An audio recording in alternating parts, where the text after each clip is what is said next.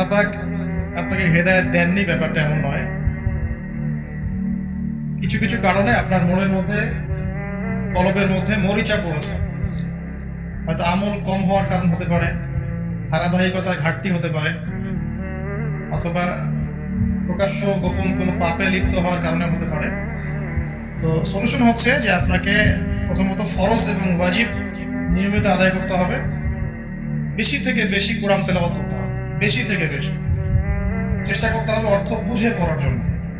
এবং আপনি আল্লাহওয়ালা মানুষদের সাথে চলাফেরা করবেন, দুনিয়াদার মানুষদের সাথে চলাফেরা করবেন, বসা করবেন। আল্লাহওয়ালা মানুষ যাদেরকে দেখলে আল্লাহর কথা স্মরণ হয়, এ ধরনের মানুষদের সংস্পর্শে থাকবেন। নিয়মিত আল্লাহর পথে মানুষকে দাওয়াত দিবেন এবং পড়াশোনা করবেন। একটা বিষয় হচ্ছে, যত বেশি আমরা জ্ঞান চর্চা করব, ইমানের চর্চা করবো, ইমান তাজা থাকবে। চর্চা কমে গেলে ইমানে মরিচা ধরে যাবে, এটা স্বাভাবিক। ঠিক আছে, এক মাস যদি আমরা কোরআন হাদিসের সাথে সম্পর্ক না রাখি, অটোমেটিক ইমান কমে যাবে। এই কারণে পড়াশোনা এবং আমল বাড়াতে হবে। আর আল্লাহওয়ালা মানুষের সাথে থাকবেন, ইনশাআল্লাহ তারা আপনার সমস্যাগুলো গড়িয়ে নেবেন। আর শেষ জামানায় ইমান ধরে রাখার জন্য শুধু আমল যথেষ্ট নয়, পড়াশোনা করতে হবে, ইলম অর্জন করতে হবে। একটা বিষয় আপনি পড়েন, পড়াশোনা করে তারপরে ওটা আমল করার চেষ্টা করেন, দেখবেন আপনি অনেক মজা পাচ্ছেন, স্বাদ পাচ্ছেন। নর্মালি অভ্যাসগতভাবে আমল করতে থাকলে স্বাদ পাবেন না।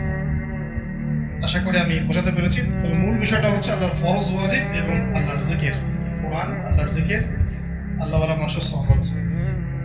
সন্তান হকের পথে চলে, বাবা মা চলে না। নামাজ কালাম পড়ে, পরিপূর্ণ ইসলাম ফলো করে না। এখন সন্তান কি করবে? সুন্দর প্রশ্ন, এবং এটা আমাদের ইয়াং জেনারেশনের ম্যাক্সিমাম মানুষেরই সমস্যা। যারা হেদায়েতের পথে আসছে, হয়তো পারিবারিক সাপোর্টটা পাচ্ছে না। এইসব ক্ষেত্রে আমার নাসিহত হচ্ছে যে, প্রথমত তাদের সাথে তর্ক করা যাবে না। পিতামাতার সাথে তর্ক করে কোনো লাভ নাই। কারণ আপনি আমি যত বড়ই হয়ে যাই না কেন, বাবা মার কাছে আমরা কিছুই না। ঠিক আছে, তো তাদের সাথে উত্তম আচরণ করতে হবে এবং যথাসাধ্য নম্রতার সাথে তাদেরকে নসিহত করতে হবে। আপনি আপনার বলার দায়িত্বটা বলবেন, নিজে আমল করে দৃষ্টান্ত স্থাপন করে দেখাবেন। আমি একটা লেকচারে বলেছিলাম অনেক দিন আগে যে, আমাকে কিন্তু আমার আমলনামা ঘাটলে আমার ইতিহাসে আমি পাই না যে আমাকে পুরো বংশ থেকে কেউ কোনোদিন একটা ইসলামিক বই কিনে দিয়েছে। ঠিক আছে, তো অনেক প্রতিবন্ধকতা ফেস করে করে করে করে ইসলাম প্র্যাকটিস করতে হয়েছে, যেটা আপনাদের কল্পনার বাইরে।